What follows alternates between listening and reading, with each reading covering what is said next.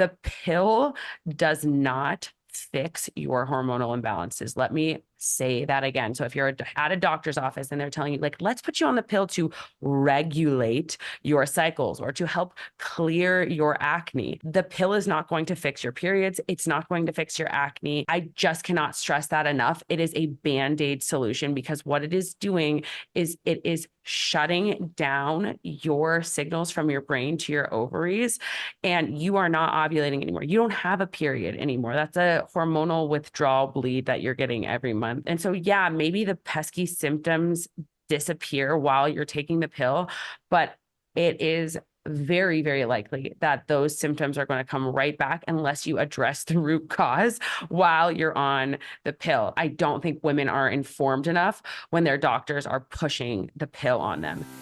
Hi, I'm Kelley Namiro. Welcome to the Balancing Chaos podcast, a lifestyle podcast where we'll talk about wellness, motherhood, and some really exciting things in between. My goal is to help you develop a lifestyle that promotes health, wholeness, and success. Through my conversations with our experts and guests, I hope to inspire you to live a beautiful, full, and joyful life as you navigate balancing the chaos. Hi, guys. I am so excited to be back with you for another solo episode.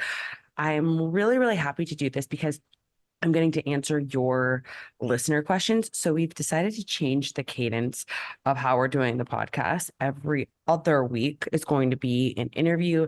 Every other week is going to be me answering your questions.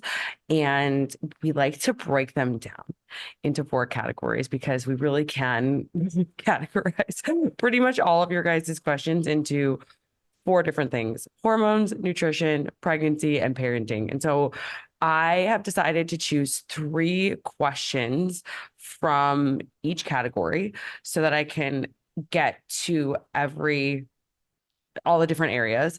And then every week we'll kind of break things down in the same or a similar way, unless something like a fastball comes our way.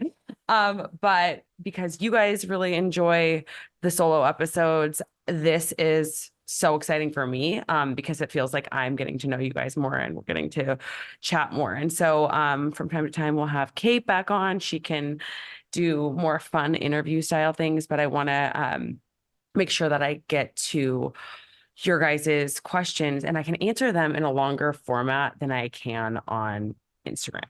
So let's start and dive right in with hormones. So the first question that we got today on hormones is, what causes high cortisol? And you guys know me, I'm a talker and I like to explain things thoroughly so that everybody has a really good understanding of what's going on if they don't have the foundational knowledge. And so let's start by talking about, like, at a basic level, what is cortisol's role in the body? Cortisol is a hormone that governs your digestion, your hunger cravings, your sleep-wake patterns, your blood pressure, your physical activity, energy levels. It is your body's capacity to cope with stress.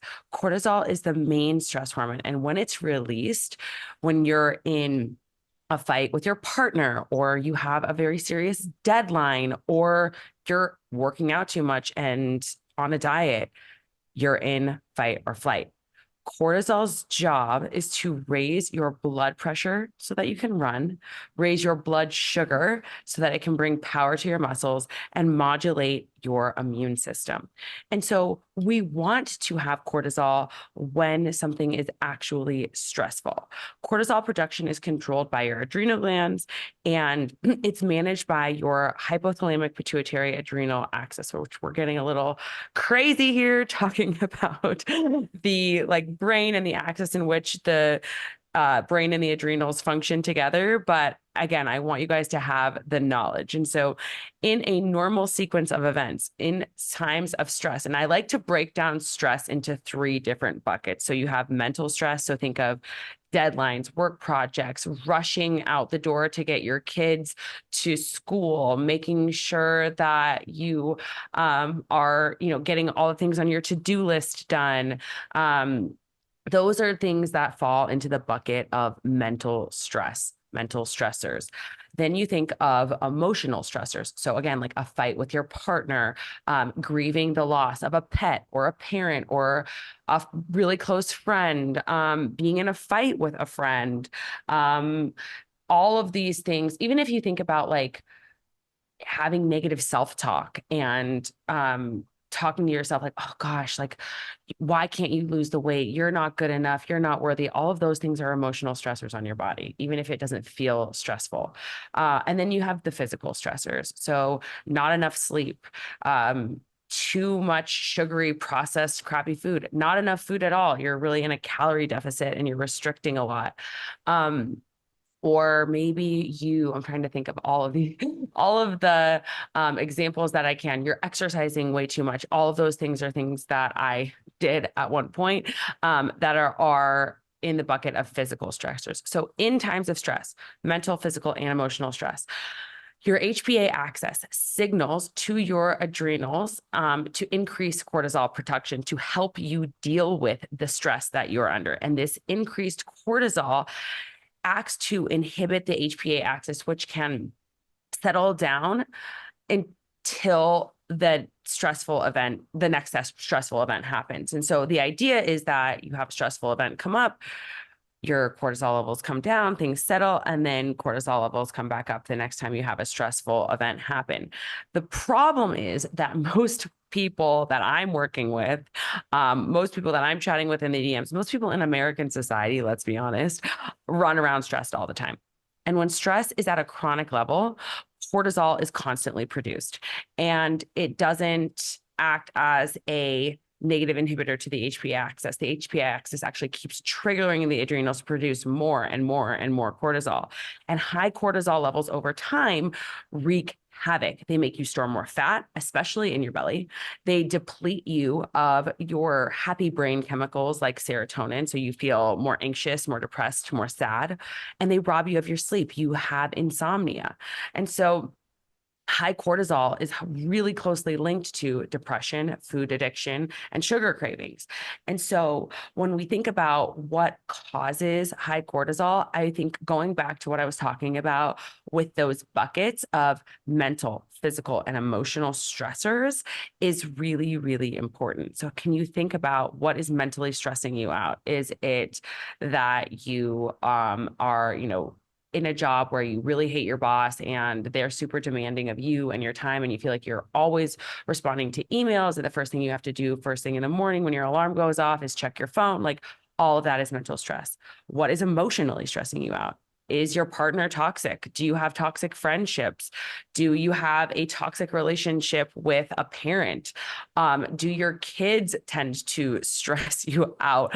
And usually when my kids are stressing me out, it's because other things are externally stressing me out and it actually has nothing to do with them. But look at your relationships. Look at your relationship with yourself. Is that stressful? Do you feel like you have a lot of negative self-talk? Do you have self-doubt? Do you speak poorly to yourself? And then physically, are you getting enough sleep? Are you getting enough food? Are you getting enough protein, fat, fiber? Are you getting enough micronutrients? Are you moving your body enough, but not too much to where it's depleting you? Look at all of those three buckets of stressors and then ask yourself those questions. That's what is causing chronically high levels of cortisol, which is very, very common in the hustle culture, high pressure American society that we live in. Okay, next hormonal question. Best birth control for young women and teens. So on this show, you are never going to hear me recommending a hormonal birth control because of all of the issues that I have seen it not only cause myself, but also cause so many of the women that I work with. And so let's start there because I think that that's really important. If you choose a hormonal birth control option, by all means, do what works for you. But for me, like there are so many negative side effects that are associated with hormonal birth control, like depression, nausea, low sex drive, disrupted gut health and bloating, headaches, that like, to me, like, why would I want all of those other risk factors just to prevent birth? Because the reality is that if you're not using it as a form of contraception and you're using it to try to, like, quote unquote, fix a hormonal imbalance, like, the pill does not fix your hormonal imbalances. Let me say that again. So if you're at a doctor's office and they're telling you, like, let's put you on the pill to regulate your cycles or to help clear your acne, like, the pill is not going to fix your periods. It's not going to fix your acne. I just cannot stress that enough. It is a Band-Aid solution, because what it is doing is it is shutting down your signals from your brain to your ovaries, and you are not ovulating anymore. You don't have a period anymore. That's a hormonal withdrawal bleed that you're getting every month. And so, yeah, maybe the pesky symptoms disappear while you're taking the pill, but it is very, very likely that those symptoms are going to come right back unless you address the root cause while you're on the pill. It has so many side effects and it causes a lot of trouble for a lot of women. And so I just want to make sure that I say that out loud on this podcast, because I don't think women are informed enough when their doctors are pushing the pill on them. Now, you can absolutely choose a non-hormonal birth control alternative to the pill. I think that that is a really important thing that not enough doctors are talking about, that not enough doctors are spreading information about. And so I think that when you are choosing a non-hormonal birth control alternative to the pill, there are some basics that you want to keep in mind. Day one is of your menstrual cycle is the first day that you start the first day that you start bleeding. So the first day that you have heavier, red, bright bleeding is when it is the first day of your menstrual cycle. The second thing that you want to remember is that ovulation, it typically happens between days 12 and 14. So if day one is the first day of bright red bleeding, count 12 to 14 days later, and that's typically when women are ovulating. And you have this surge of luteinizing hormone that happens when you have ovulation happening, which can be predicted with an ovulation predictor kit. The egg that you release during ovulation lives for no more than 24 hours. So some women, we are really not taught enough in physical education and health class when we're in like 7th grade. But I think that so many of us think that, like, oh, we can get pregnant at any time. Like, you really have like a window of 5 to 6 days that you can get pregnant within the month. And then, that kind of leads me to my last point, which is sperm can live 5 to 6 days in your uterus. So if, like, let's say you have sex like 3 days before you ovulate, the sperm can be living in there and travel up to meet your egg. So that's the time frame when you want to be really careful. So what are your options if you're using a non-hormonal birth control? First of all, condoms. I think we all know, when used correctly, only about 2% of women will get pregnant with a condom. And so that number can jump up to almost 20% when people aren't using them correctly. So user error has a very big role in this.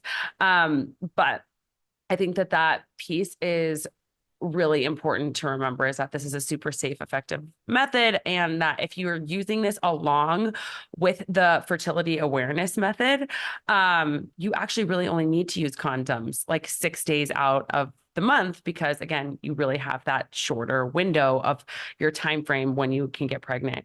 And I can talk a little bit more about what the fertility awareness method is. But condoms also serve an important purpose in preventing STIs, HIV. So there's like the latex rubber ones, the synthetic ones, lambskin ones. There's a variety of options for you out there. So what is the fertility awareness method? This is something that a lot of women don't know about, and something that I often teach clients about when they're coming off of hormonal birth control. The fertility awareness method is designed to really teach you how you to predict the signs of ovulation based on the signals that your body is providing you. And so you can really do this easily. You can do this with a basal body temperature. You can do this with a fertility monitor. You can do this even with tracking of your cervical mucus. There are a variety of ways to do the fertility awareness method. But if you really want to take the guesswork out of it, you can use a fertility monitor. And it's like a little mini computer that takes data from millions of cycles, and it gets to know you. Like when you first start using a fertility monitor, the brand that I've heard clients use is called Daysy, Daysy.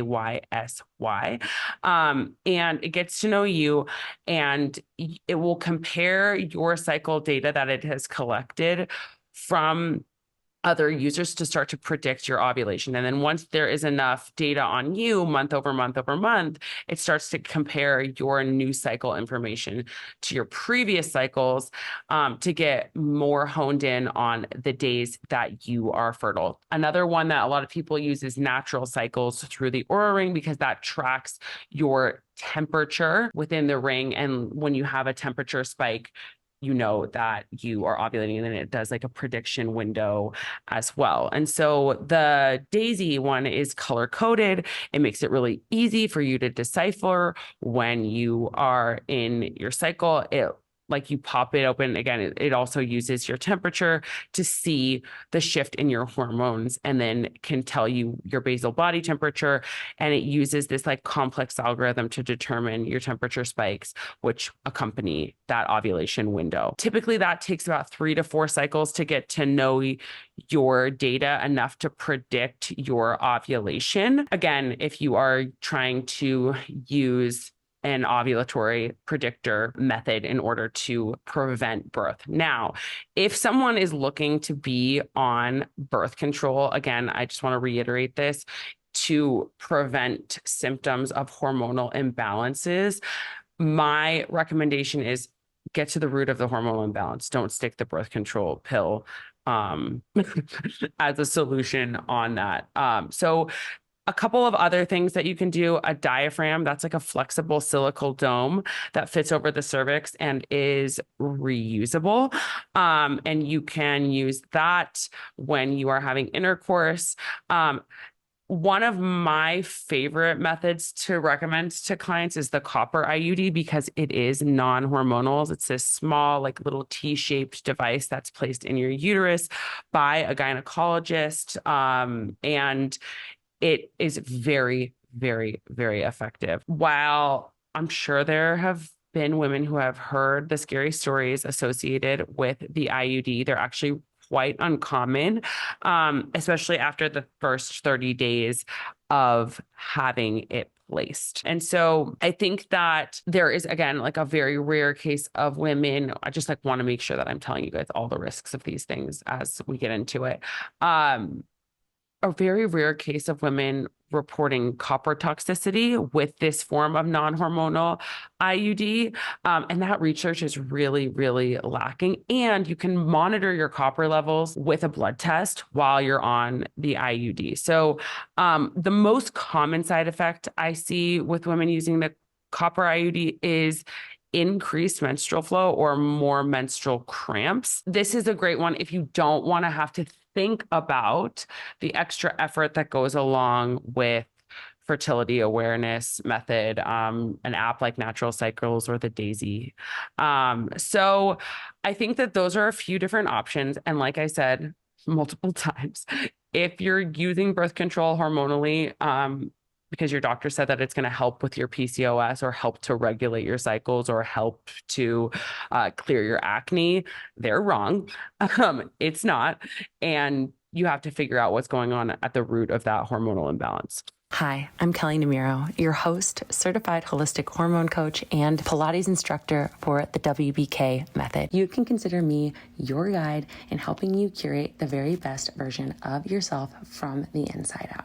feeling physically better by optimizing your hormones to feeling mentally and emotionally better by creating a more deep and grounded connection with yourself. I get questions all the time in my DMs about things like, what supplements should I be taking for my menopause symptoms? Or is it normal that I'm always exhausted? My doctor said that's what happens as I get older. Or maybe I gained 20 pounds in the last couple of years and I have no idea how to lose it. And even I'm chronically bloated and I've tried every elimination diet. Please help. But here's the thing. There are no quick fixes out there. Until you know the root cause of what's going on in your body and you use precision supplementation, a targeted diet, and mindset and lifestyle changes that are specific to your unique circumstances and lab values, you're never going to be able to heal. Throwing just random supplements that make all these promises or a restrictive diet at a weight issue is never going to work because it's not focused on what's going on internally with you. And often we can make the problem worse when we do these things. And that's why I've created the WBK Lab Review Package. In this package, you'll receive lab kits and a custom lab form based on your symptoms and health history. Once you've completed the saliva kit for your adrenals, the stool kit for your gut health, and the blood tests for your hormones and other health markers, we'll sit down together and create a customized plan that will help you balance your hormones in a holistic way so that you can lose weight, have more energy, maintain a balanced mood, and achieve the results that you've been wanting. This year, it is time to get the results that you've been dreaming of because you're targeting your unique system. If you're ready to experience more energy, comfort, confidence in your body, and relief from those nagging symptoms that have been bringing you down, I would love to support you in doing just that. This program includes a one-on-one call between you and me, all of the labs needed to create your customized protocol, and a PDF with your unique plan that you'll be following going forward so that you can take your time in implementing your new diet, supplements, and lifestyle changes. To learn more about this, head to the link in the show notes or go to wellnessbykelley.com to learn more about the WBK Lab Review. The next question that we got is around how do I manage my A1C? So another very complex question, and one that I think needs a little bit of background as we talk about this. So your A1C, let's talk about what that is at first, is the 3-month average of your glucose levels. The downside of this test is that it's not a linear reflection. So it can be falsely low for, like, let's say people who have hypoglycemia at night, which is actually something that I see in a lot of women who have perimenopause.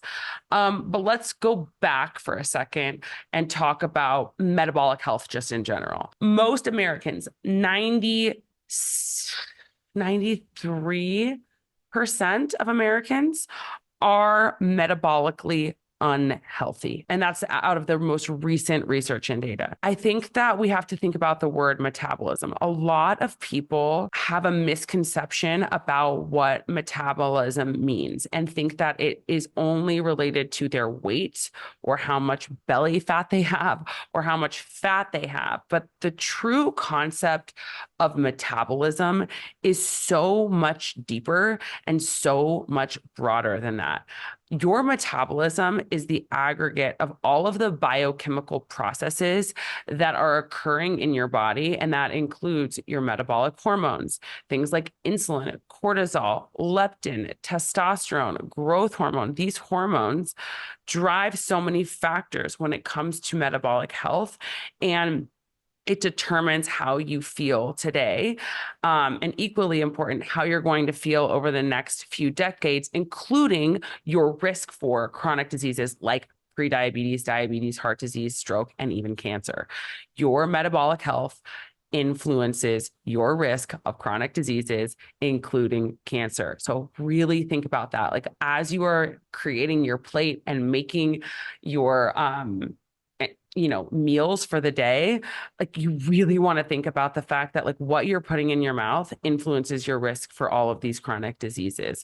And so I think that when you know that, and you think that about the fact that, like, A1C is one of the measures of metabolic health, we really want to think about, okay, like, what is the optimal range for your A1C levels. In American medicine, Western medicine, they say that below 5.6% is normal.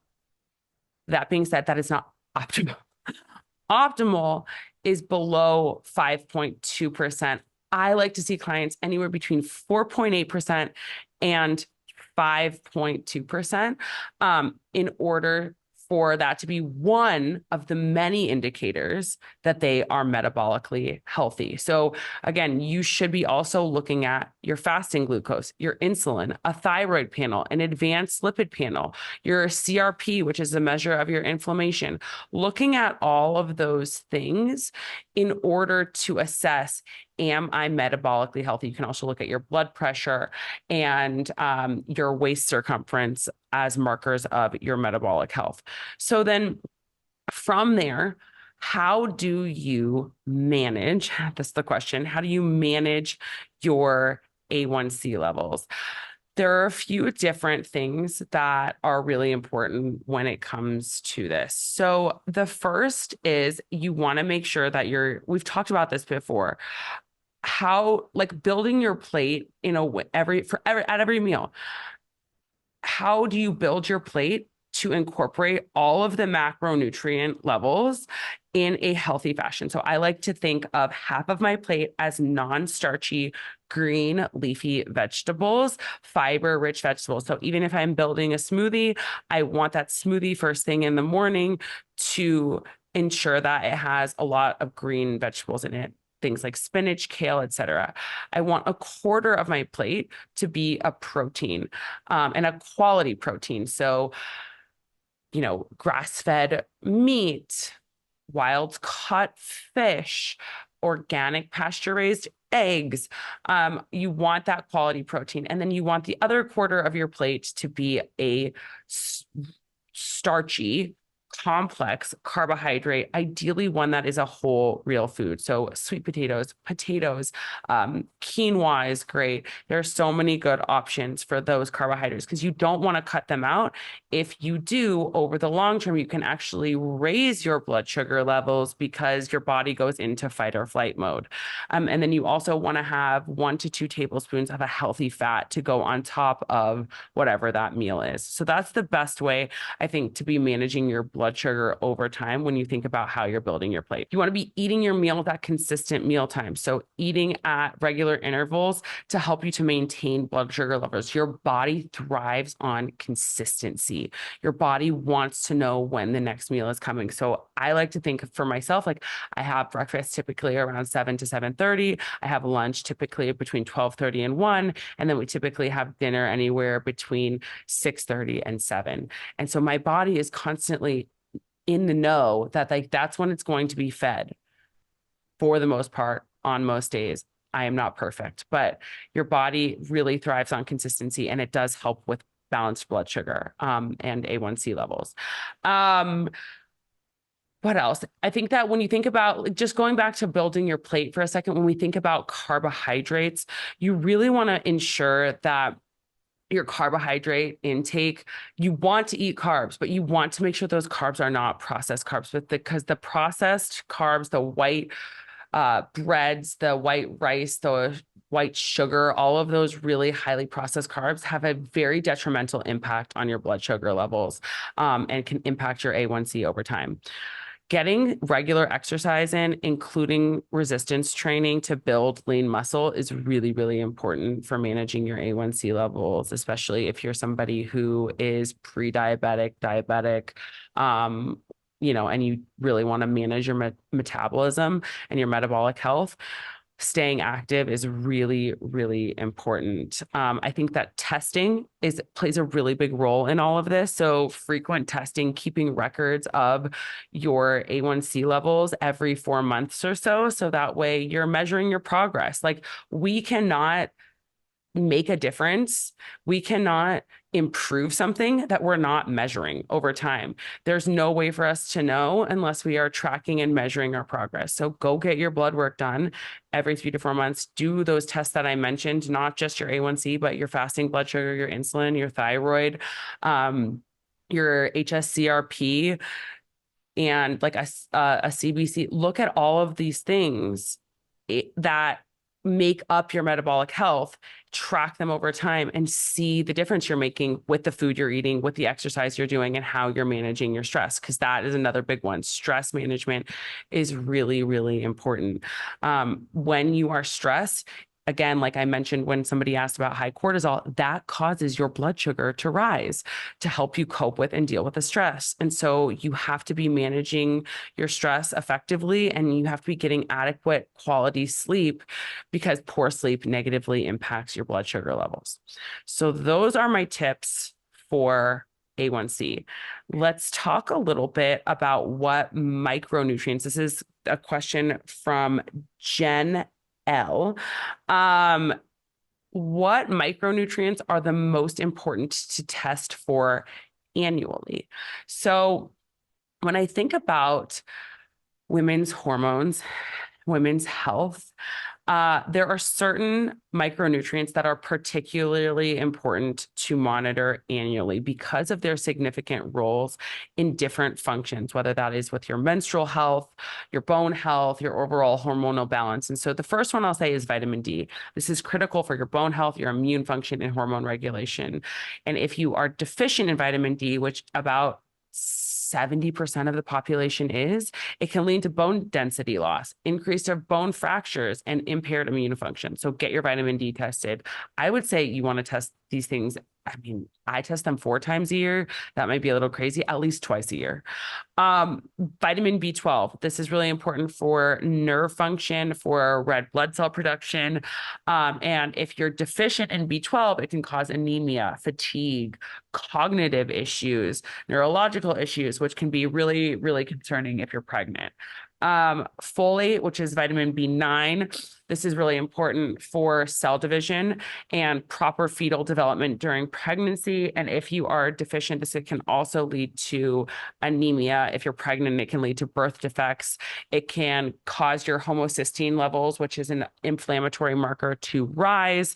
It can affect your cardiovascular health. So test your folate levels. And you also want to know if you have the MTHFR gene mutation, which a lot of people do, 40% of the population. I have that gene mutation. And if you do, taking regular folate isn't going to do the trick. You have to take it in the methylated form. Iron is another one you want to test. Iron is absolutely necessary for energy production, immune function, and women are at a higher risk for iron deficiency because we have a menstrual cycle every month, and that blood loss can lead to anemia, which causes fatigue and a lot of brain fog in women. So get your iron levels tested. Calcium is really, really important. It's essential for your bone health. And I absolutely recommend women to get this tested, especially as you go into perimenopause and menopause, because you're at an increased risk for osteoporosis. Calcium is critical for maintaining healthy bones. Magnesium is involved in over 300 biochemical reactions, including your energy, your muscles, your heart health. It plays a role in your stress management. And so when you're deficient in magnesium, you can have muscle cramps, anxiety, sleep issues. Magnesium also helps to regulate hormonal balance and can help to alleviate symptoms of PMS. And I often see magnesium deficiency in a lot of my clients. Zinc is really important for immune function and for hormonal health. Deficiency in zinc can lead to issues with your thyroid, issues with reproductive health. It can lead to issues with skin health. And so getting your zinc, iodine is important for thyroid hormone production as well. Adequate iodine actually is really critical for maintaining metabolic health. And so if we think about the fact that iodine deficiency can lead to thyroid disorders like hypothyroidism, which can affect your menstrual cycles and fertility, you definitely want to get your iodine tested. The last two, selenium, which is again important for thyroid health and for your immune health. Selenium supports your thyroid. It protects your cells from oxidative damage. And so testing your selenium to ensure you have enough to regulate your thyroid levels is really important. And then finally, vitamin C. Vitamin C is really critical for collagen synthesis. So if you're taking collagen, but you don't have enough vitamin C, the collagen is doing absolutely nothing for you. Vitamin C is also really important for immune function. And if you're deficient in vitamin C, it can impair your skin health, your immune system. Iron absorption is reliant on vitamin C. So all of these things are things that I would test very regularly to help to identify any deficiencies early and allow for supplemental adjustments and so that you can adjust your diet if needed. So those are tests I would do on clients. Again, like I would recommend no less than twice a year. You really want to stay on top of your testing so you can track it and manage it. Okay, next question. Why is intermittent fasting not good for everyone? I hear so many different opinions. I swear, you guys, every time we do a Q&A, we get questions about intermittent fasting. And so here's the thing. If intermittent fasting, if you love it, like great, then like skip this part of the episode and don't come after me. But if you are open to hearing about the science and the research and the data on women's hormones, then let's jump into this topic. Intermittent fasting is a time-restricted approach to eating that has been proposed among different communities to support weight loss and metabolic health and longevity and all of these other things. But the reality is that the justification for intermittent fasting is rooted in an evolutionary argument. Throughout our history, our ancestors faced times of famine, right? And so as humans adapted to different like food scarcity, it was argued that it had survival advantages from advanced alertness to better stress resilience. But the impact of intermittent fasting on women's health and hormones is not like we cannot look back to our ancestors and their times of famine to understand how intermittent fasting would have an impact on a role in modern society, because modern society is so different. We are all way more stressed out than our ancestors ever were.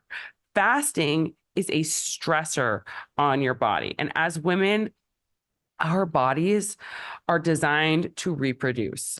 Even if you don't want to get pregnant right now, you don't want to build a family right now, that's what your body is designed to do. And those reproductive hormones are particularly sensitive to stress. Stressors like intermittent fasting have the potential to shut down your ovulation. So how does this situation how does the intermittent fasting impact women's hormones? So basically what happens is you stop eating, right? Like at like 7 p.m. and then you don't eat again until 2 p.m. the next day, if that's your fasting window, whatever it is. What happens is your cortisol starts to rise. It triggers your hypothalamus to slow down the production of luteinizing hormone, follicle stimulating hormone, which then suppresses ovulation, which then lowers the production of estrogen and progesterone, which then leads to issues with your mood, your digestive system. It slows your digestive system. It slows your metabolism because your body is in a state of fight or flight. It causes issues with your sleep because your blood sugar becomes dysregulated. Again, it causes issues with your menstrual cycle over time because your body is in a stressed state. An increase in these stress hormones triggers your brain to say like, hey, we don't feel safe right now. We're not in a safe enough state to ovulate. And so we're going to subsequently lower the production of things like estrogen and progesterone, because those are the hormones that are released as you are going through a menstrual cycle, right? And so intermittent fasting has been shown to decrease DHEA, which is an anti-aging hormone, slow down your thyroid, which controls your metabolism, and impact your adrenals. And so it's really not favorable at all for women or women's reproductive health. Men function on a 24-hour cycle. And so all of the studies that are on intermittent fasting that have been done on men completely disregard this very important piece of women's health. Like, we have this menstrual cycle that happens every single month. We need it for the sake of our bone health, our brain health, our heart health. And when we are causing stress on our bodies by not eating and not eating in a timed window, again, like I said about the blood sugar and A1C thing, your body thrives on predictability. When we are putting our body in that stressed state, it goes into the mode of like, I want to shut down other functions like digestion, like ovulation. When our body is rapidly losing fat, exposed to a stressor, not getting enough nutrients, it's going to do whatever it can to try to conserve energy and deprioritize things like reproduction or digestion. So I really, really, really think that it is so important for women to consider all of these things, to consider the fact that the evolutionary justification for intermittent fasting does not take into account modern day content, or modern day context, and like the compounding stress on women. We are already stressed enough. We're rushing. We have to-do lists. We have kids. We have work. We have all these things that our ancestors did not have. And so for a lot of women, this intermittent fasting thing is doing a lot more harm than good, right? And so I think that knowing all of that, and again, having the research behind it, knowing how your hormones work, is a really good way to be able to tell yourself, like, hey, I shouldn't do this. Like, this isn't going to be good for me. I value my health and my well-being over like the quote unquote weight loss that this is saying that, or, this strategy is promising. And again, even long term, there have been research studies that have shown that long term, the intermittent fasting does not, in fact, help with weight loss. When women have a better relationship with rest, with self-care, with nurturing themselves, rather than more intensity and more extremes and more stress, they seem to do much better in terms of feeling good in their bodies, in terms of being able to lose the weight they want to lose, in terms of having more energy. We need a strengthened relationship with self. We need more nurturing. We don't need more intensity. We don't need more extremes. We don't need more stress. I hope that this is helpful for those of you who are considering intermittent fasting, again, to know the science and the takeaways behind it. So, next question. This one is from Mary M. How do I know if I need magnesium? So, like I mentioned before, magnesium is one of those things that a lot of people are deficient in, and it plays a very critical role in a bunch of different bodily functions related to women's health. And so when you think about menstrual cycle irregularities, if you have really bad PMS, magnesium can be really helpful in order to help to relax uterine muscles, to reduce the severity of cramps. If you are somebody who has a mood disorder, you have anxiety, depression, magnesium plays a role in neurotransmitter regulation and can help to alleviate some of the symptoms of anxiety and depression. Women with low magnesium levels probably are experiencing some sort of anxiety, irritability, depression, especially and particularly around their menstrual cycle. For bone health, magnesium is really vital for your bone health. It works synergistically with calcium and vitamin D. And so most postmenopausal women I recommend being on the calcium, vitamin D, magnesium triad because of that increased risk for bone loss. Sleep issues, magnesium promotes sleep and relaxation. And so people who have insomnia, particularly during menopause or because of hormonal fluctuations, might benefit from some magnesium supplementation. If you're struggling with muscle health, like cramps and spasms from your workouts, a deficiency can lead to these muscle cramps and spasms. And so a magnesium supplement can be helpful for that. If you're somebody who has digestive health issues, you have chronic constipation, please do not take laxatives and things like that regularly. Magnesium citrate can literally help, and it's non-habit forming. It can help regulate bowel movement. So if you're experiencing constipation, whether that's from hormonal changes or because you're traveling, magnesium can be really helpful. It's really helpful for insulin sensitivity. And so like that person who asked about regulating your A1C levels, magnesium is involved in glucose metabolism. And so people who, have things like PCOS or are at risk for type 2 diabetes have improved insulin sensitivity if they have adequate magnesium levels. And so they're like headaches, fatigue, like there's so many reasons to take magnesium, but to like answer the question more specifically, how do I know if I need it?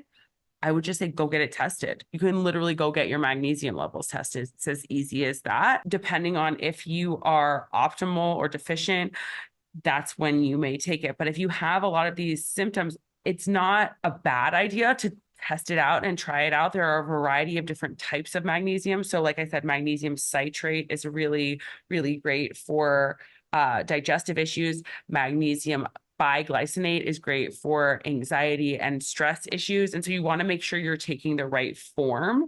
But if you have any of the symptoms or issues that I was talking about, adding a magnesium supplement could be a great idea for you. What else do we have today? Let's move on to the pregnancy questions.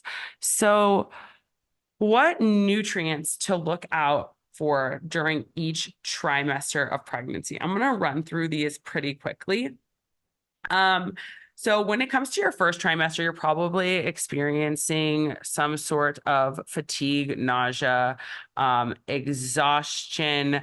You really want to make sure that you're just getting in like the nutrition that you can. And if that means crackers some days, that means crackers. But along with that, taking your prenatal vitamin where you're getting B complex vitamins, the most important being that methylated folate. That's really important for your baby's formation of its spinal cord. The spinal cord is forming in that first trimester, and it helps to properly form that spinal cord and prevent your baby from the risk of neural tube defects. And so getting that methylated folate in is really important. You can get that in beyond your prenatal from things like dark leafy greens, citrus fruit, asparagus, broccoli, beans, etc. Vitamin C is also really important in the first trimester because you need it to support your immune system, which is often overworked in early pregnancy. Vitamin K is also important. It's in most prenatal vitamins, and it has development in the facial proportions of your baby. Vitamin K1 is found in leafy greens, and vitamin K2 is found in fermented foods and grass-fed animal fats. So getting that vitamin K in is important. In your second trimester, you want to make sure that you are getting iron in. Iron is the key nutrient in the second trimester when your baby's blood volume increases by 40 to 50%. Iron's main role is to transport oxygen to all the parts of the body, both for mom and baby. And if you heard me talking earlier, iron can become an issue where you can be deficient in iron in pregnancy oftentimes. And so you want to be checking for that. You also can just make sure that you're supplementing by eating foods like egg yolks, wild-caught salmon, organic chicken, spirulina, lentils, quinoa, chickpeas, dark chocolate. There are so many good sources of iron, and you have to have vitamin C along with that iron because it increases the absorption of that iron.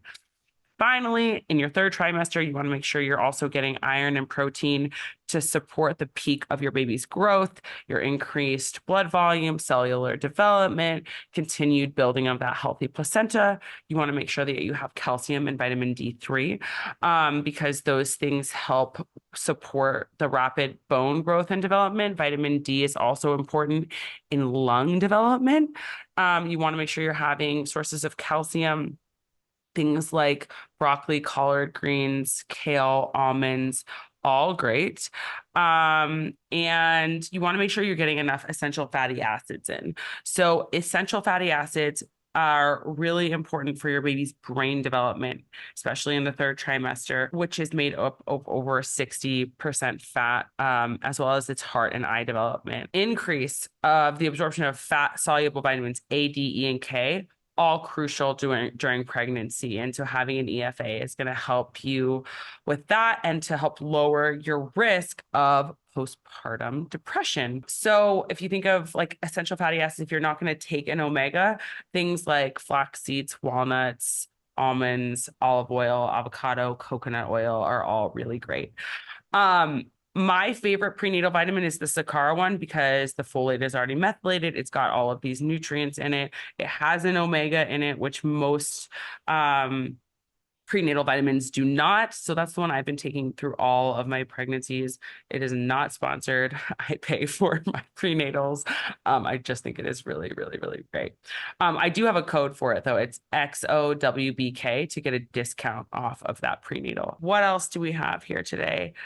How long should I be off of birth control before trying to get pregnant? So my rule of thumb is typically like, I would say at least bare minimum 90 days. And the reason for that is because it takes your body 90 days, 3 months to go through the process of maturing an egg. And you really do want to have a window of a couple of months coming off of birth control for your hormones to normalize, to stabilize, for you to have a few cycles before you try to get pregnant so that you can really work on your diet, your exercise, your supplements, in an effort to optimize all of those things for the sake of that egg that is going to be mature in 90 days from now. And so minimum 90 days, 3 months.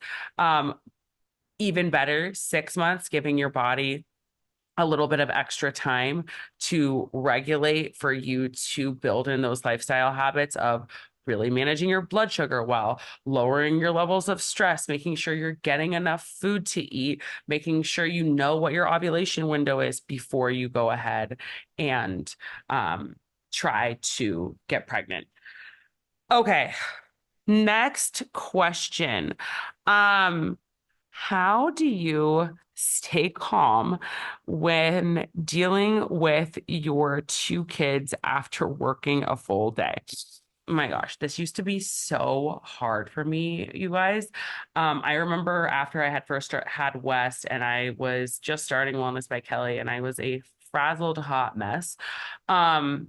I was stressed out all the time, to the point where Chad and I would get into arguments. And what I really recognized was that most often, if I'm reactive with my kids, or I'm yelling at my kids, or I am impatient with my kids, it's because there's something else externally that is stressing me out, that is causing me to be reactive and impatient with them, whether that is like me trying to do emails while I'm hanging out with them, or me trying to like be on Instagram while I'm hanging out with them, or me trying to like put out a fire at work while I'm hanging out with them. And then they do something where like they get hurt or they, are like yelling and screaming at each other. And it's like, rather than me being patient, I'm trying to do too many things at once and I get reactive. And so I think that piece is really important, just recognizing that like there's often work for me to do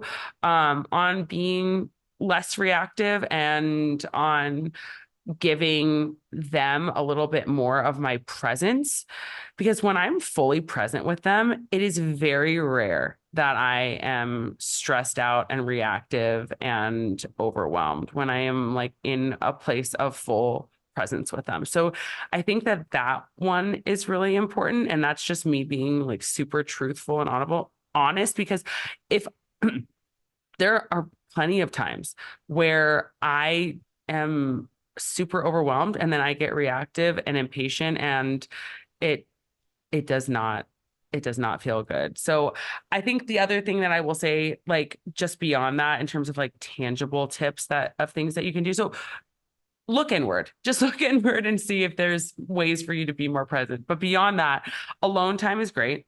Being able to work out and move my body, making sure that I am getting enough sleep, so that if that means that, on a Saturday, I have to ask Chad to help me so that I can take a nap, that's really important.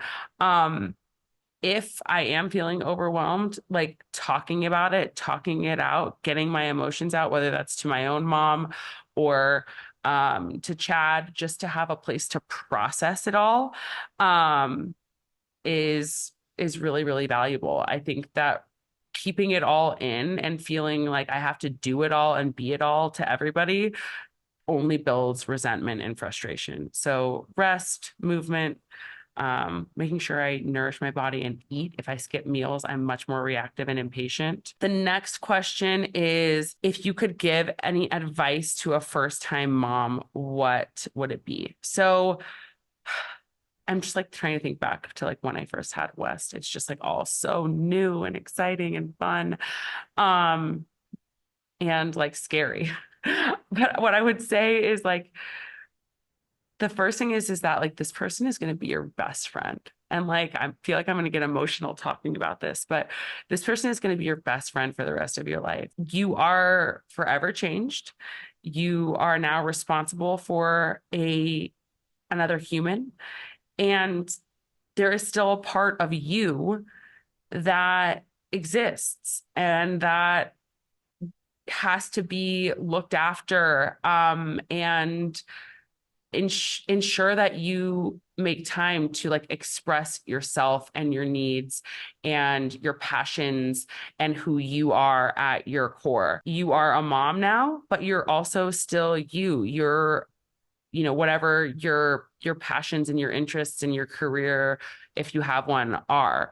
You're an individual just as much as you are a mother. So advice, I would say, forgive yourself often. When you feel like things are going wrong, when you have the mom guilt, know that none of us are doing it perfectly. Not one of us. And we are all learning as we go. And our first child is our first teacher. Remember to really celebrate yourself, celebrate your wins, enjoy those little moments, because they go by so fast. I cannot believe my oldest is already 4. Remember, you are your baby's first teacher, but they're also going to teach you so many things. And that's the really fun part, is that when you have this open mindset and perspective, you get to learn from them just as much. I feel like that is where I'm going to leave it off today. There's so many other questions about pregnancy weight, building a registry, certain nutrients and prenatal vitamins, thoughts on Ozempic and semaglutides and gut health and boosting your metabolism and all of these different things. And so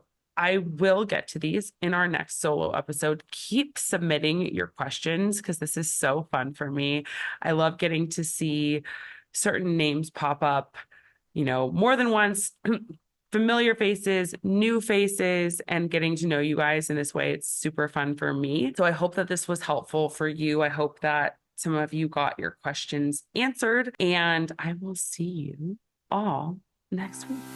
I really hope that you enjoyed that episode. You can follow me on Instagram at Wellness by Kelley, or head over to our website, wellnessbykelley.com. Sign up now for the Wellness by Kelley 7-day free trial on our app, or head over to our course and now get 20% off the course or 10% off of the membership with the code Balancing Chaos, all one word, BALANCINGCHAOS.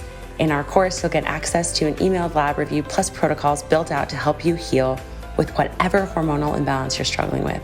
With our membership, you'll receive a library of content with our app with low impact workouts, blood sugar balancing recipes, and mindfulness meditations, all designed to help you balance your hormones and help you feel like you are living your most beautiful, joyful, and vital life. If you like the show, please leave a rating and review. That is the best way to help the show grow and get to more listeners. We hope you enjoyed, and I will see you next week.